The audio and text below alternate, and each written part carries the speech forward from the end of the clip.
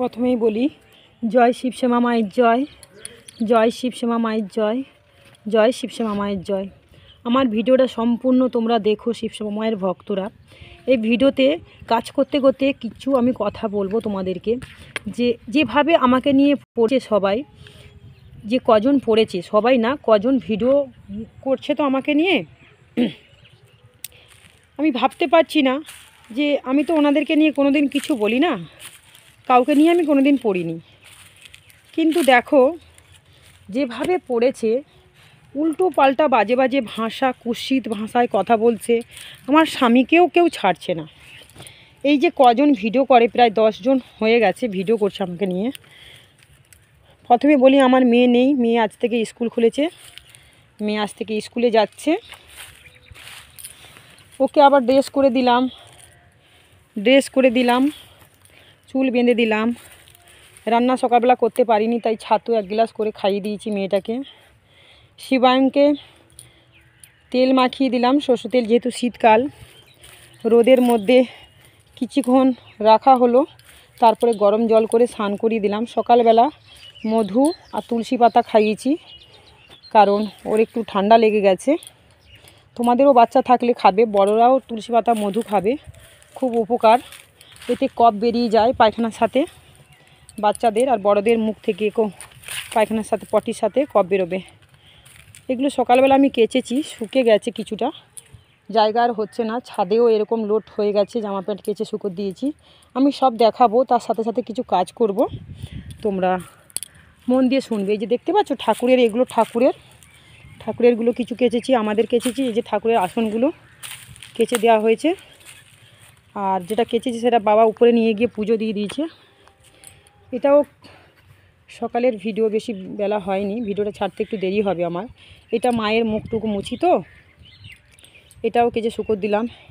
এটাও মায়ের মুখ মোছা হয়, গা মোছা হয়, মাঝে মাঝে দেখবে। এগুলো সব আমাকে পরিষ্কার করে রাখতে হয়।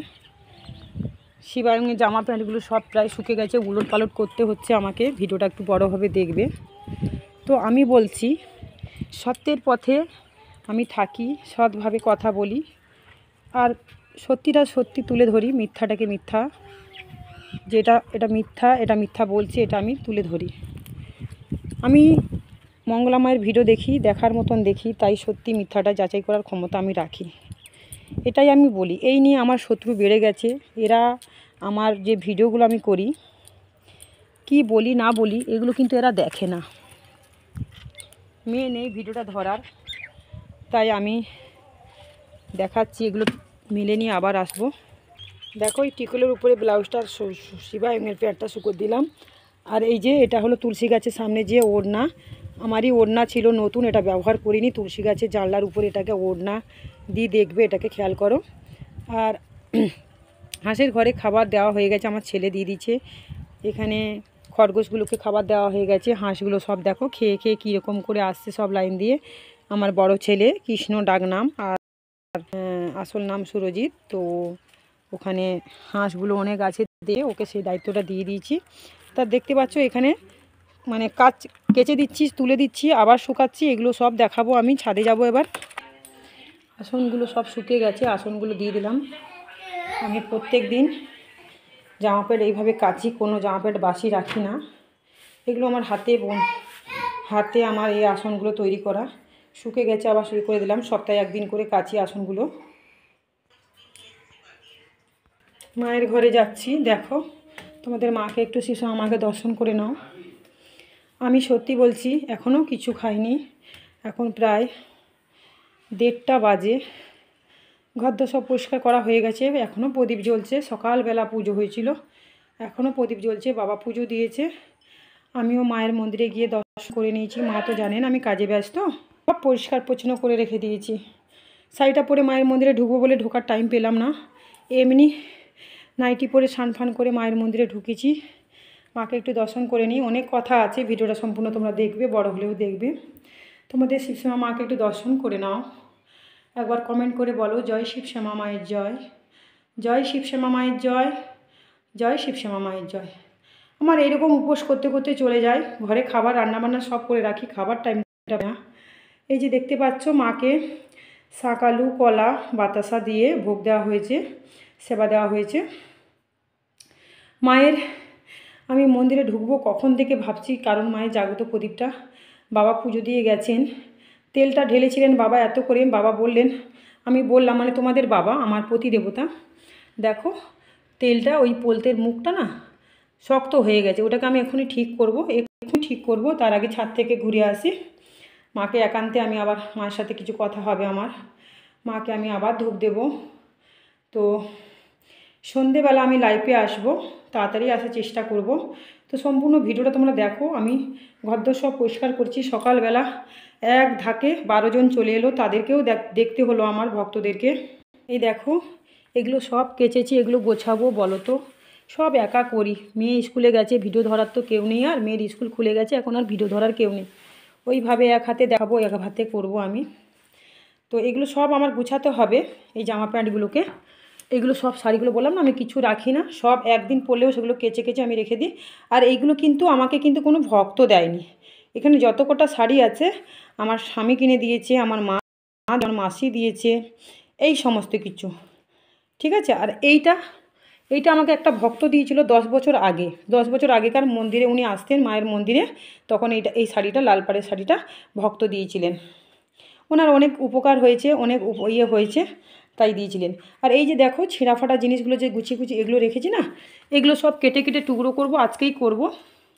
এগুলো কেটে কেটে টুকরো করে বালিশ করব, যেটা কাঁথা হওয়ার কাঁথা করব, নিত্য নতুনভাবে এগুলো করব। আমার ছেলের জামা মজা সব কিছু আমি নিজের হাতে তৈরি করি, যখন পারি না তখন কিনে নিয়ে আসি, নাহলে আমার হাতে এগুলো সব বানানো শিখেছি। আমার আগে মেশিন ছিল, তো এখন মেশিনটা চলে না বলে মেশিনটা ভাঙাচোরাওয়ালাকে বিক্রি করে দিয়েছি, পুরাতন মেশিন কেনার টাকা হলে অবশ্যই কিনবো, মনে হয় না এখন আর পারবো করতে, কারণ এত ভক্ত বেড়ে গেছে, ওদের দেখতে দেখতে আমার সময়টা চলে যায়। এখানে নিশ্চয়ই দেখেছিলে গোছানো ছিল, এইগুলো সব বের করেছি আমি, এইগুলো সব বুঝতে পারছো। আমি পুতুলও বানাই, আমার পুতুলটা নিশ্চয়ই দেখেছো তোমরা, আমার একটা খুব সুন্দর পুতুল আছে, পুতুলটা বানিয়েছিলাম দেখেছো। আমি সব কিছু নিজের হাতে শিখেছি, সব কিছু করি। এই দেখো ওড়না, এই যে পর্দা, দরজার পর্দা, এই দেখো এটা পুরাতন হয়ে গেছে আর ব্যবহার করি না, এটা দেখো আমি নিজে বানিয়েছি, দেখতে পাচ্ছ।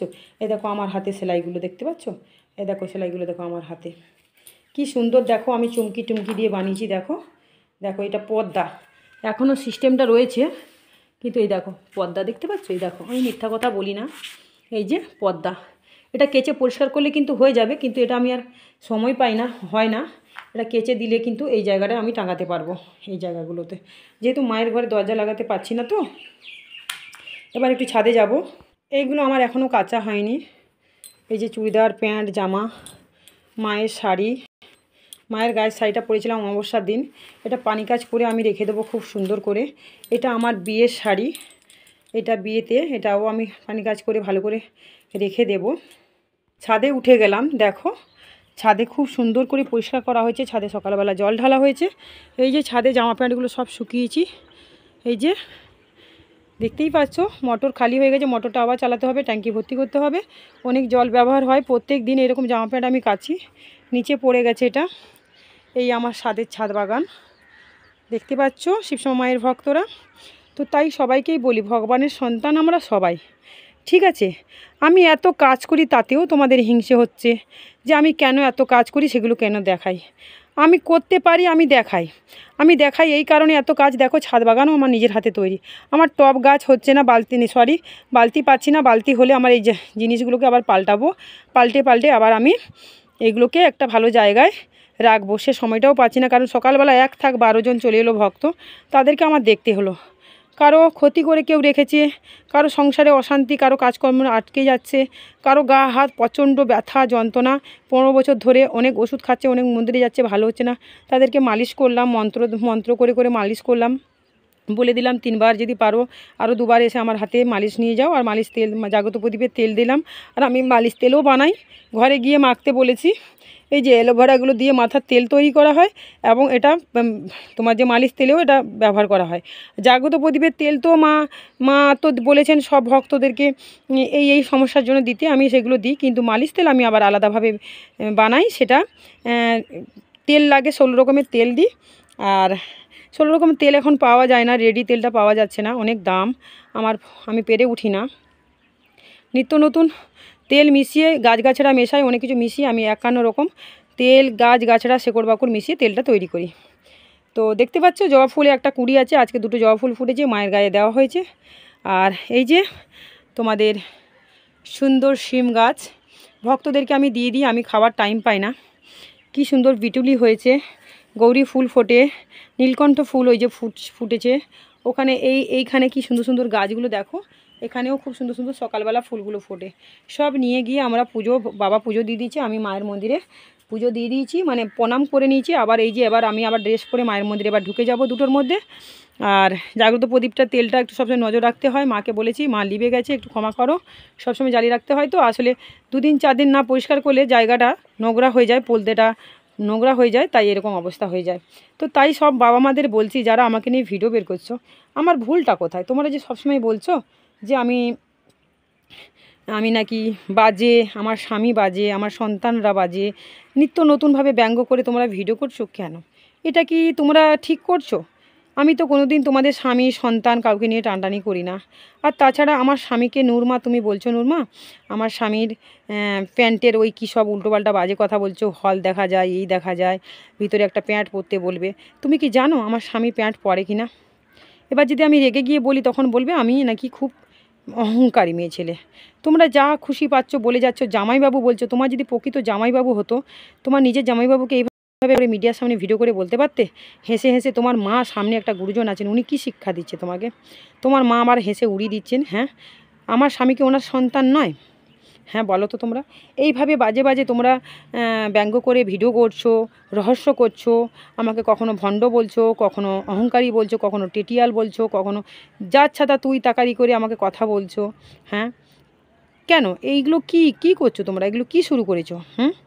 আমি গান গাইতে পারি তাই গান গাই, আমি কাজ করতে পারি তাই কাজ দেখাই। আমার রান্না বান্না, ঘর সংসার, আমার ছাদের বাগান, আমার হাতের কাজ, আমি সমস্ত কিছু পারি, তার সাথে সাথে ভক্ত সেবা করি। তোমরা বলছো ভক্ত মন্দিরে আসবে, একদিন ভিড় হবে। আরে মা জানেন আমি এখন এতটাই ভক্ত নিতে পারবো, তাই এতটা ভক্তই মা পাঠাচ্ছেন। যখন বেশি ভক্ত নিতে পারবো তখন নিশ্চয়ই মা বেশি ভক্ত পাঠাবেন। ঠিক আছে, একটা কথা বলি তোমাদেরকে, কিছু মনে করো না।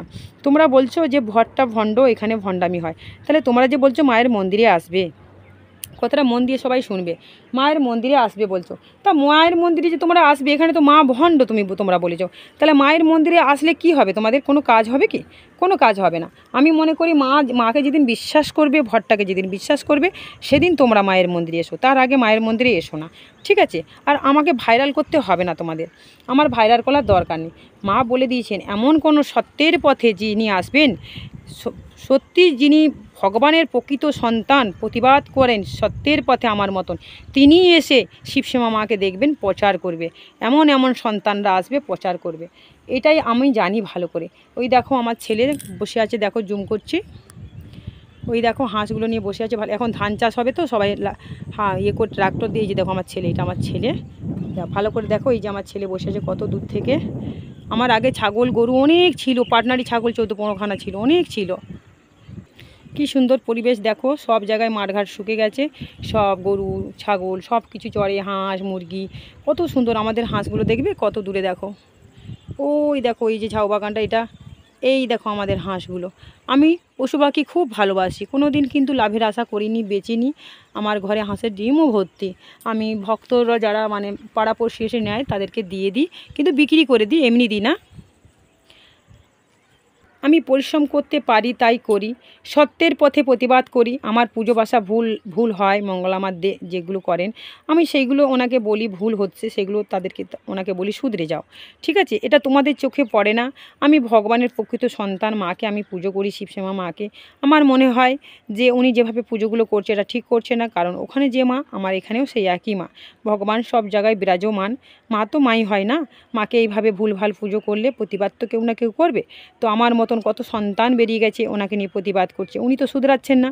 কই তোমরা ওইটা তো দেখছো না, তোমরা শুধু আমার খুঁতটা খুঁজে খুঁজে বের করছো।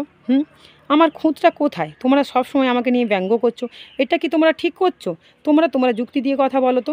তুমি নূর মা, তুমি বলছো যে আমি সেবিকা মানে তুমি সেবিকা পুজো করো এই করো, তাহলে তোমারও তো এইসব কথা মুখে মানায় না।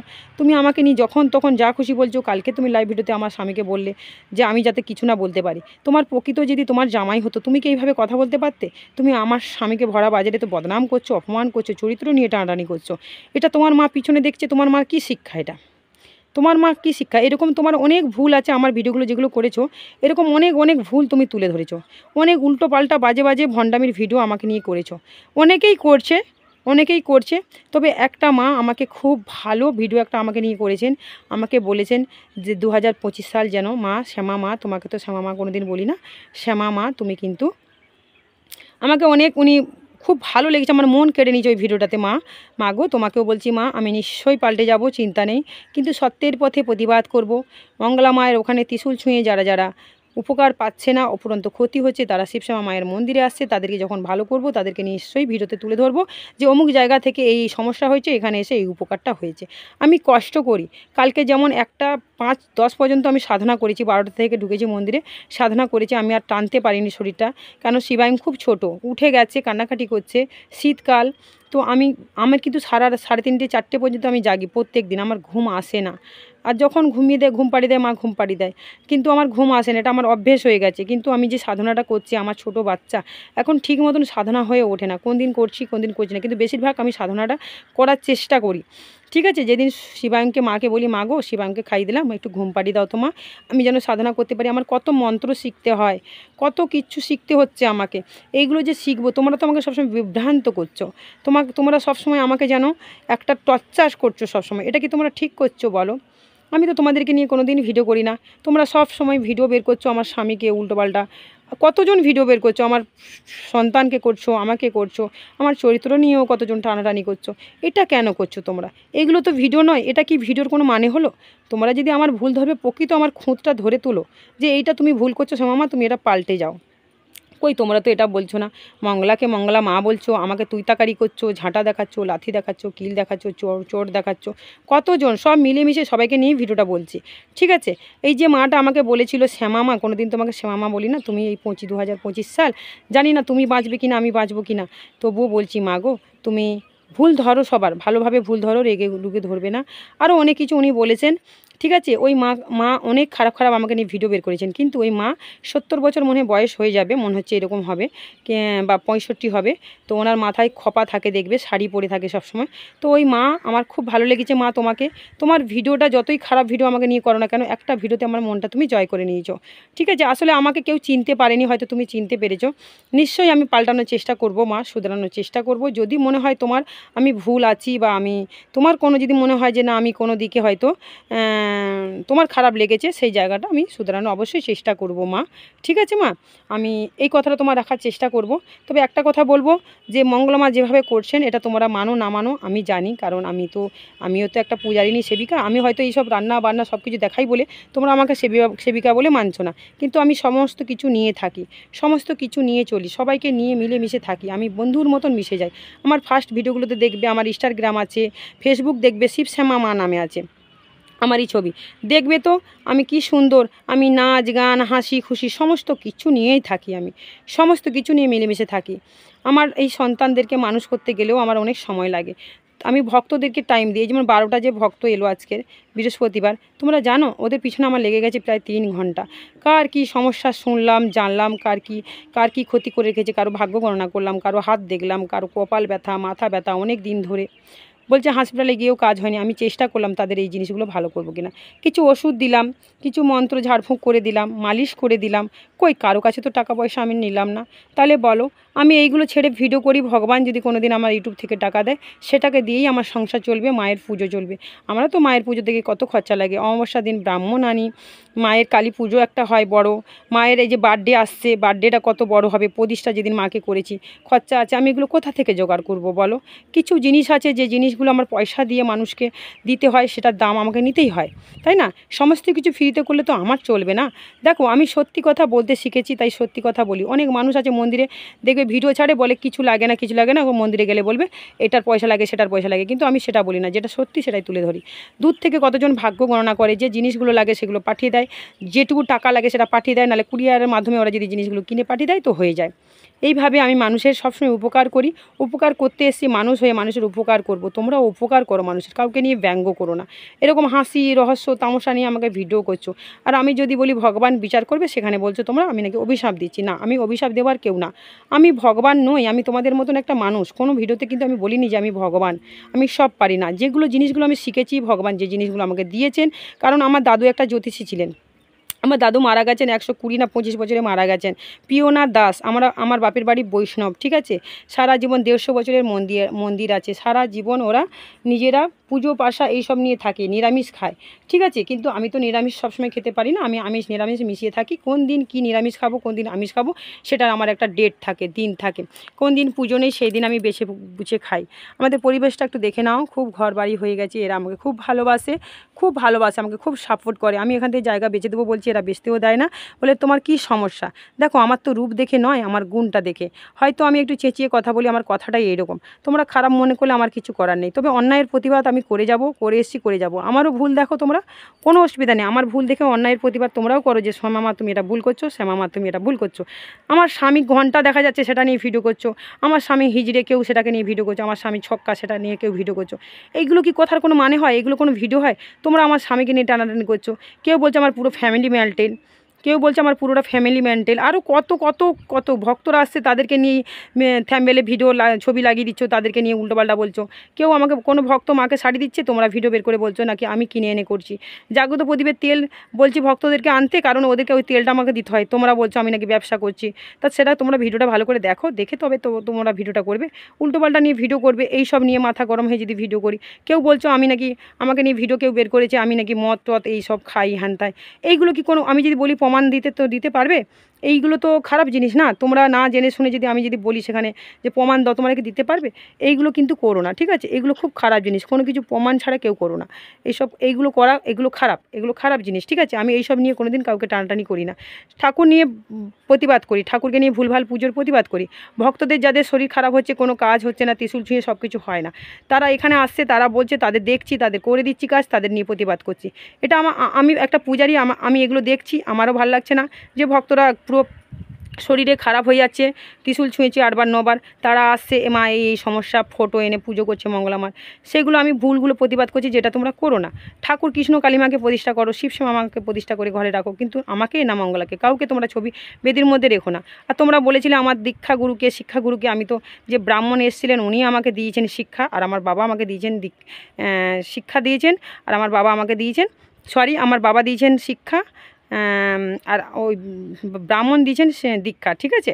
তো সেটা আমি তুলে ধরেছি, তোমরা দেখে নিয়েছো, তোমরা সেটা প্রমাণ চেয়েছিলে, ইনি আমাকে দিয়েছেন। আমার বিয়ের পর আমি শিবশ্যামা মাকে এনে পুজো করি, শিবশ্যামা মাকে রাখি। তার আগে আমার বাপের বাড়িতে আমি পুজো করতাম, আমার স্কুল ব্যাগে আমার ছোট পুতুল করে খুব সুন্দর শিব আর কালীকে স্কুল ব্যাগে আমি নিয়ে যেতাম, ওটাই আমার ঠাকুর ছিল। সব সময় স্কুল ব্যাগে নিতাম, সব সময় কাছে নিয়ে থাকতাম।